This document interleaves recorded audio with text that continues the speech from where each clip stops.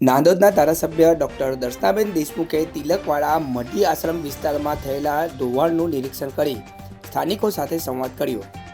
નાંદોદના ધારાસભ્ય ડોક્ટર દર્શનાબેન દેશમુખ તિલકવાડા ખાતે નર્મદા અને મેણ નદીના સંગમ સ્થાન પર આવેલા ઐતિહાસિક મઢી આશ્રમ વિસ્તારની મુલાકાત લીધી। ભારે વરસાદને કારણે નદીના પ્રબળ પ્રવાહથી થયેલા જમીનના ધોવાણનું તેમણે સ્થળ પર જઈ નિરીક્ષણ કર્યું। ધારાસભ્ય ડોક્ટર દર્શનાબેન દેશમુખે આશ્રમના સંચાલકો તથા સ્થાનિક નાગરિકો સાથે સંવાદ સાધી તેમની રજૂઆતો ધ્યાનપૂર્વક સાંભળી। તેમણે સંબંધિત વિભાગોને જરૂરી તકેદારીના પગલાં લેવા સૂચના આપી। તેમણે નદી કાંઠાના વિસ્તારોમાં રહેતા નાગરિકો તથા આશ્રમમાં આવતા શ્રદ્ધાળુઓને વરસાદી પરિસ્થિતિ દરમિયાન બિનજરૂરી જોખમ ન લેવા, નદીના પ્રવાહથી દૂર રહેવા તથા જિલ્લા વહીવટી તંત્ર દ્વારા આપવામાં આવતા સૂચનાઓનું પાલન કરવા અપીલ કરી। આ દરમિયાન ધારાસભ્યશ્રીએ કાંઠા વિસ્તારમાં પૂરના પાણીથી થયેલા માટીના ધોવાણનું પણ નિરીક્ષણ કર્યું।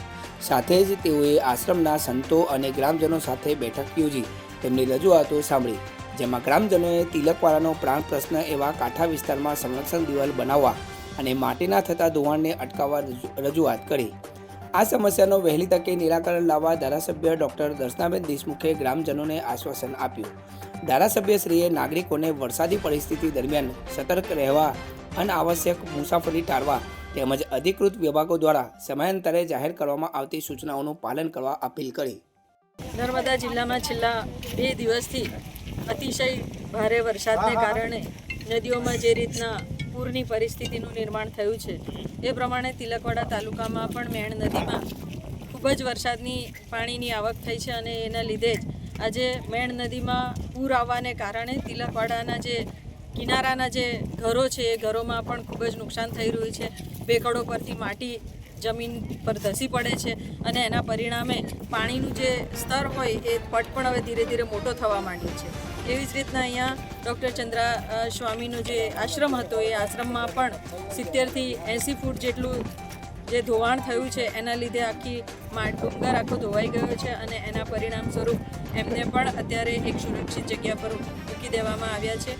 અને આ કિનારાની સાથે ઘણા ઘરો એવા છે કે જ્યાં આવનારા દિવસોમાં જો અહીંયા આપણે કોઈ પ્રોટેક્શન દિવાલનું નિર્માણ ના કરીએ તો એ લોકોના પણ નુકસાન થવાની સંભાવના રહેલી છે। એટલે સરકારમાં સંરક્ષણ દિવાલ માટે પણ વાત ઓલરેડી થઈ ચૂકેલી છે અને આવનારા દિવસોમાં ગુજરાતના સરકારના માન્ય મુખ્યમંત્રી શ્રી ભૂપેન્દ્રભાઈ પટેલ દ્વારા એ કામ પણ વહેલી તકે મંજૂરી આપી દેવામાં આવશે એવી અમને પણ આશા છે। ત્યારે આ વિસ્તારના લોકોને સુરક્ષિત સ્થળે પહોંચાડી દેવાના કામ માટે પણ વહીવટીતંત્રએ પોતાની અલગ વ્યવસ્થા ઊભી કરેલી છે અને જિલ્લા વહીવટીતંત્ર દ્વારા પણ સમગ્ર નર્મદા જિલ્લાના પ્રત્યેક ગામોમાં એમની સુરક્ષા, લોકોની સુરક્ષા માટેની કામગીરી થઈ રહેલી છે। એમને રહેવાની વ્યવસ્થા, એમને જમવાની અને પીવાના પાણીની વ્યવસ્થાની સાથે એમને સુરક્ષિત સ્થાન ઉપર મોકલી દેવામાં આવ્યા છે। ત્યારે આ વિસ્તારના લોકોની સુરક્ષા માટે વહીવટીતંત્રની સાથે ગુજરાત સરકાર પણ એટલી જ અડીખમ ઊભી છે। ત્યારે આવનારા દિવસોમાં અહીંના લોકોને વધુ નુકસાન ન થાય એની ચિંતા પણ અમે કરી છે। ત્યારે આવનારા દિવસોમાં એમની આ ચિંતાનું નિવારણ થઈ જાય એ માટેના તમામ પ્રયત્નો અમારા તરફથી પણ થઈ રહેશે અને અહીંયા સમાજસેવી સંસ્થાઓ છે, ધાર્મિક સંસ્થાનો છે, આ બધા જ લોકો તિલકવાડા તાલુકાના લોકોને માટે પણ ખડે પગે બધા ઊભા રહ્યા છે। ત્યારે એમની એ કામગીરીને પણ હું બિરદાવું છું અને જિલ્લા વહીવટીતંત્રની કામગીરીને પણ હું બિરદાવું છું।